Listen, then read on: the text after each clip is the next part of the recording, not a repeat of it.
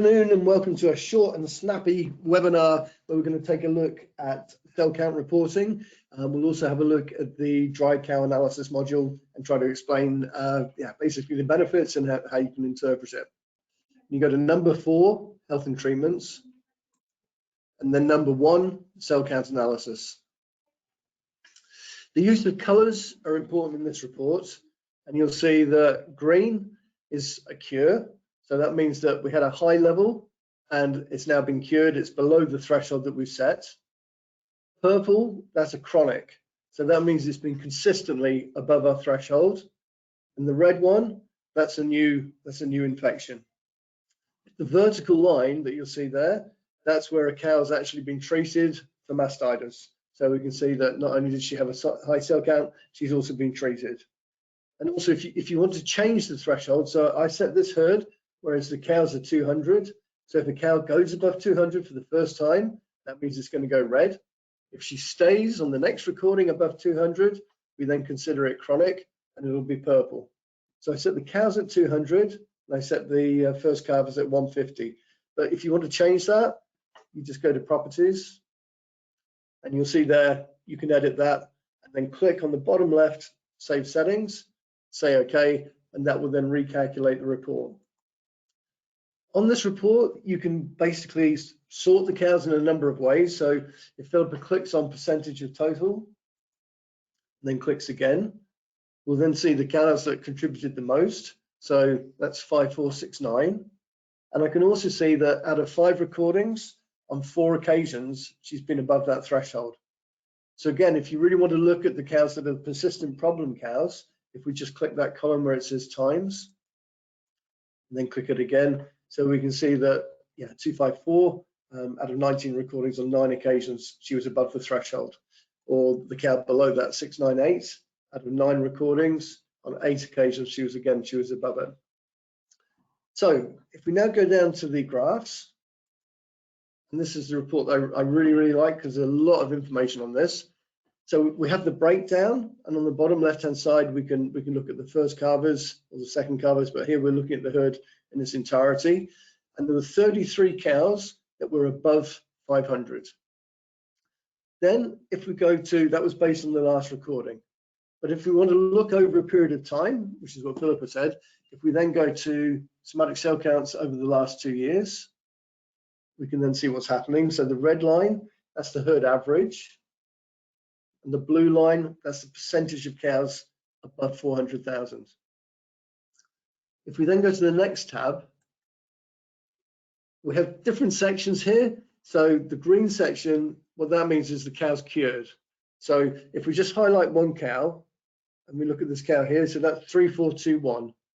What this graph tells us is that on the recording in January, she was at 700. But on the latest recording, on the 4th of February, she was just above 50. So she's in the block that we consider to be cured because they were high, but on the current recording, they're now low.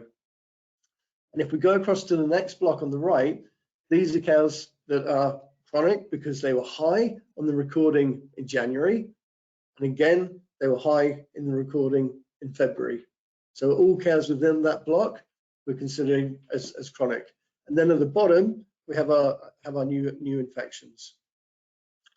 So then if we want to dig deeper, if we go to the analysis per milk recording, so it looks at each recording and it then breaks down the percentage of new infections, chronic, cured, and cured, as I said, is they were high previously and now they're okay.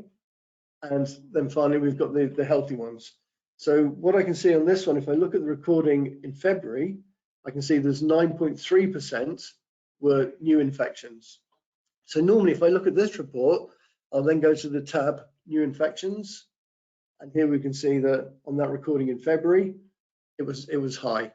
So ideally, we want it to be below 8%. And our target is below 5%.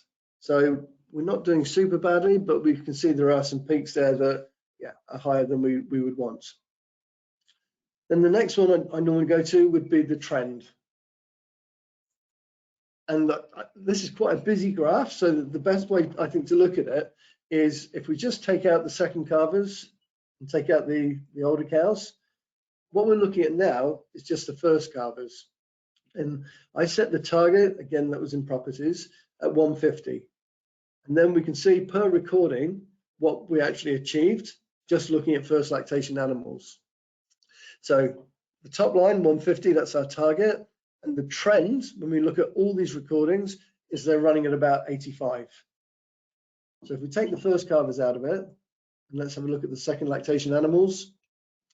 So in second lactation, I set the target at 200.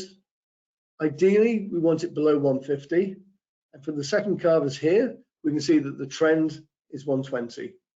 So the trend is looking good, but we can see there's a couple of spikes there. So we'll take that out, and then we'll go to the older cows. And what we've got here is the target was 200, that's the purple line. The dotted line, that's basically, we want it below 150. So in fact, with the older cows, we're higher than we want to be. We're running at around 230. And then the final one is the average somatic cell count at the first milk recording after calving. So there's a lot of information here. There really is a lot of information. Is there anything else you'd like to see? Yeah, is there anywhere I can see how effective the dry off period has been? Yep. So if we close that, so all that information I just showed you there, that was in cell count analysis. But if we now go across and we have a look at dry off analysis, okay, we'll have a look at the dry off results. And on this one, there's a graphic, but yeah, I tend to go straight to the grid on this one. And what it will show us is basically, yeah, if we just select grid, okay. These are the cows that had the first milk recording after calving. So if I look at, let's say in this one here in July, so of the 29 cows that had their first milk recording after calving, we consider 65% of them were healthy. So what that means is that they finished low and they came in low. So that was good. We've then got the 6 cows were cured, that's 21%. And what we're saying there is that they finished high. So you can see it's really important that you get your threshold set at the correct figure that your advisor or you as a farmer want it to be set at. So they finished high when they were dried off, but they were cured and they came in low on their first milk recording. We only have 2 cows that were chronic. And if Philippa clicks on the little icon there, you can see which cows. So the 1 cow unfortunately has left the herd, and 3376, she came in at 706. So that means she finished high and she came in high. And then finally, we only had 2 cows that were new infections. So again, if we click on the blue eye, we can see the 1 cow is gone and the other one did come in actually very, very high. So what happened here was they finished their lactation and they were low on their last recording, below the threshold, but they've come in high. So I think that is a really good report to show the advisor and your vet, whatever, and just make sure the targets are meeting what you want for your farm. If we go back to dry off analysis, then we can look at it for treatments, so we can break it down per treatment. And the other one that I think the great thing with UNIFORM is, even though we've been doing it a long time, we still keep coming across reports that we look at and we think, well, that could be really useful. So this one here, if we will just select it, it will take a little bit of time because it's quite a big database, this. But really what we're looking for here is, were cows dried off for the correct amount of time? So what it will do is it will show us that cows who were dry for too short a period, and then cows that we've dried off for a very long period. And again, that will then indicate whether they were healthy or not healthy.